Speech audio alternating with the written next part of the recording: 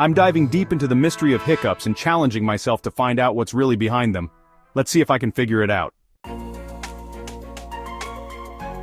Today, we're going to explore the science behind hiccups and why they happen, revealing what you may not know about this common occurrence. Hiccups are one of those weird bodily functions that we all experience, but few of us actually understand. You might think they're just a minor annoyance, but the truth is, hiccups can be a sign of something more serious going on beneath the surface. For instance, have you ever heard that hiccups are a sign of a baby kicking in the womb, or that they're a symptom of a heart attack?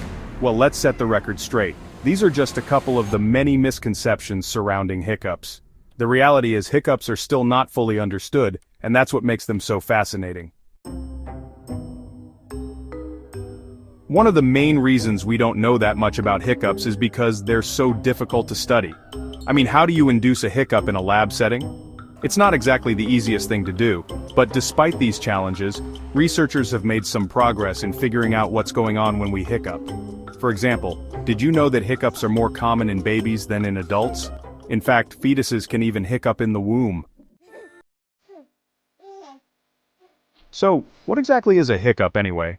Well, a hiccup is essentially an involuntary spasm of the diaphragm muscle. The diaphragm is a dome-shaped muscle that separates your chest cavity from your abdominal cavity, and it plays a crucial role in breathing. When the diaphragm contracts, it helps pull air into your lungs. But when it spasms, it can cause your vocal cords to close suddenly, resulting in that characteristic hic sound. When we hiccup, it's usually because our diaphragm has become irritated in some way.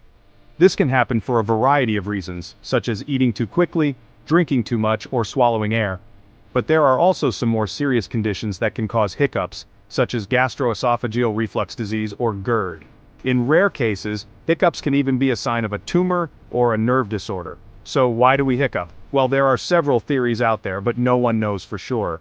One popular theory is that hiccups are a remnant of our evolutionary past, when our brains were still developing and our nervous systems were still figuring out how to work together. Another theory is that hiccups are a way for our bodies to release tension and stress. But here's the thing, hiccups aren't just a weird reflex, they also have some surprising connections to certain medical conditions and cultural practices.